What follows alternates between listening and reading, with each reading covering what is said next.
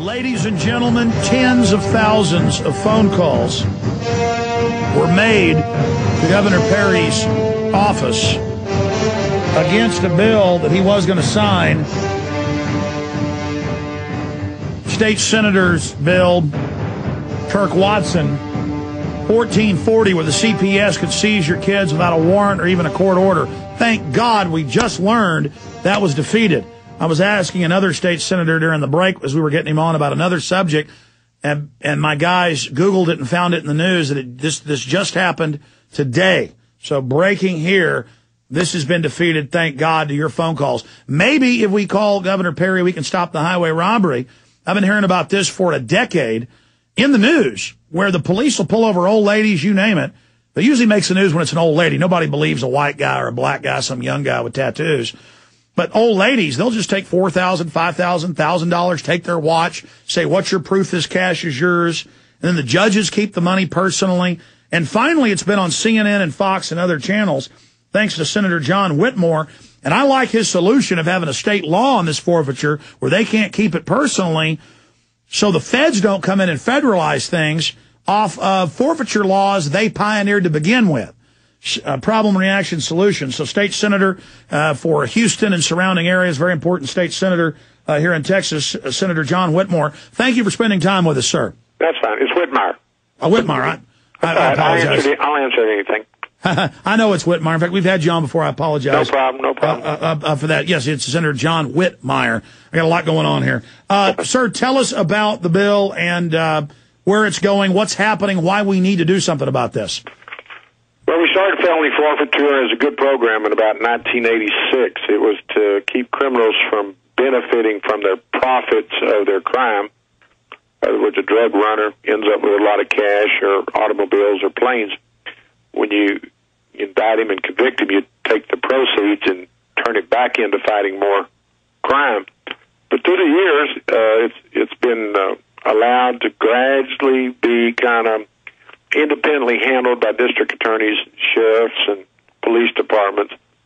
And most of them do a good job. It's a very good concept. But we had heard through the years that some areas were kind of using it as a slush fund. So we had a hearing on it last summer. Actually had people come forward and say that their sheriff or their DA was using it for political purposes. So we actually drew up a law that made it very specific, that it puts the authority of the control in the Attorney General's office versus the governor's. They have to do a very detailed audit. They have to use it only for crime fighting. And we passed the Senate, and it got caught up in the House procedural matters over voter ID.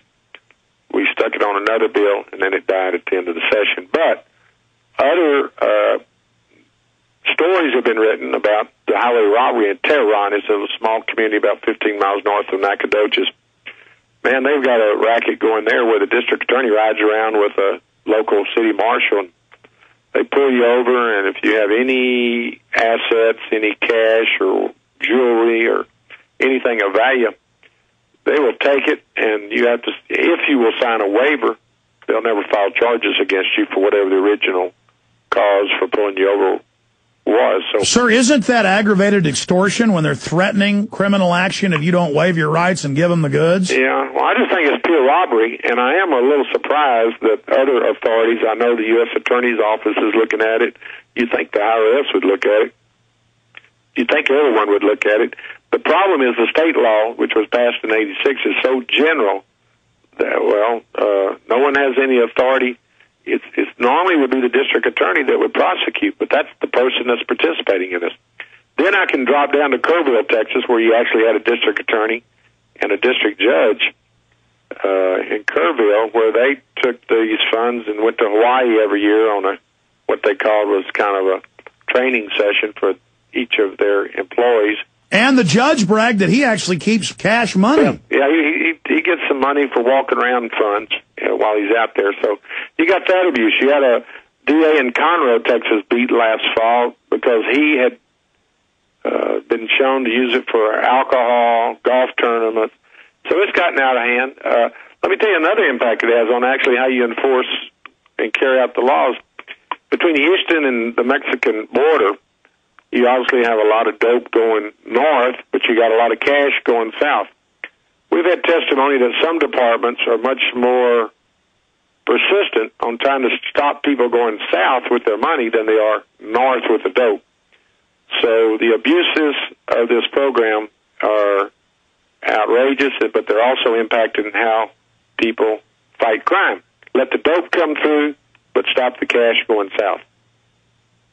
Well, what's amazing to me is when I see these CNN reports, mainly, there's obviously been a lot of Texas reports and a few other national news. They go and interview these judges and police and district attorneys, and they go, yeah, I'm keeping the money. Law says I can do it. Because it's so broad, and I guess they've been boss hogging around. These guys even look like boss hog. I mean, it really makes Texas look bad. And obviously you've been making that point. Is there any end in sight? Because it seems like the heat you're putting on them, Senator, is doing a little bit, but it seems like it's still going on to a certain extent. Well, it's keeping honest people honest. Like I said, most of the departments do a good job. There are some borderline cases of the good departments using excessive amount of the funds, in my judgment, for personnel. Instead of the county commissioners funding the sheriff's office or the court, they have now become so dependent on these funds that, in my judgment, that's not what it was intended. It's supposed to supplement what your orderly operations would be.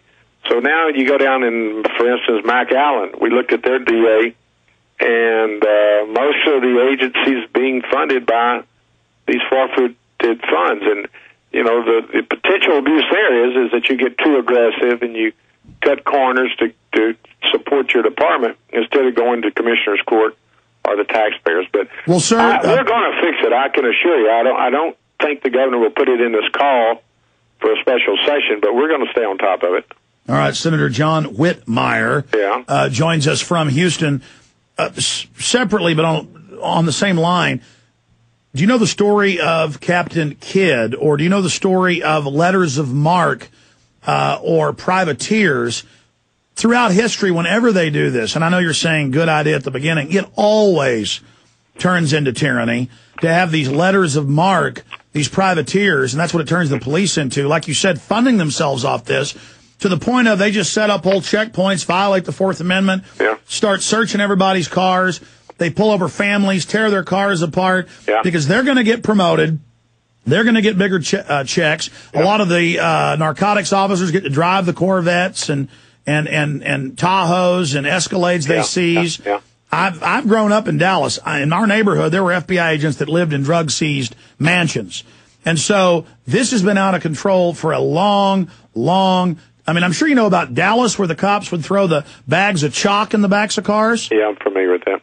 So, I mean, it's nothing worse than a corrupt police agency or the people that prosecute the law. I mean, you know, if you can't depend on them, who can you depend on or trust? And like you and I, in my judgment, I won't speak for you, most do a good job. But, you know, you only need one or two to ruin a good program. And we got to tighten this one up. But you are right. They drive around fancy cars. I can name some, particularly on the routes between Houston and Mexico. I mean, you know, they come up. You can't imagine. We had one testimony from a sheriff's department, how many cars, people not only trafficking dope, but they're trafficking humans. And when they're pulled over, everybody runs for the brush, and they leave a car there. And we got some agencies that have hundreds of cars, and, you know, they actually had a law where they could give some away to the other county departments. But, you know, there's got to be some accountability. It's got to be done for the right purposes, and none of these shakedowns or highway robberies, which is essentially what it is. And the guys in Kerrville, if that's not stealing, putting money in their pocket, if that ain't stealing, there's no stealing. I don't know why the IRS doesn't go after them for just putting money in their pockets.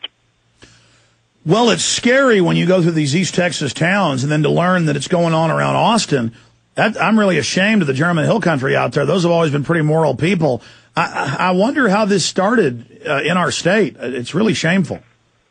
Well, let me quickly also add, there's reports of it around the country. It's you know, when you start out hearing what it's intended for, you can't argue with it. You know, take the profits away from crime and from the bad guys and spend it to catch more bad guys. I mean, who can argue with that? But where we lose control is there's no accountability, there's no audit, there's no reporting mechanism. And so the original law written by the district attorneys primarily, who wanted to be kind of independent, to use it as they saw fit, you know, for years and years we've kind of heard stories, but no one wants to get after the DA or the sheriff because they run for office and they've got a following. But, you know, we got to start down this path, and we started getting a lot of stories and support. The media did a fine job. And the District Attorney Association, who initially did not want us to tamper with the law, now are actually supporting our reforms. So something we're going to fix it. I'll stay after it till we do. Will the reforms go far enough, though? Because once agencies in government history has shown get accustomed to powers, and they say that, you know, practice and custom and possession is 9/10 of the law. Yeah. I mean, this is kind of like if you have a cow that learns it can jump fences. Yeah. You can start raising the fences up; it's going to keep jumping.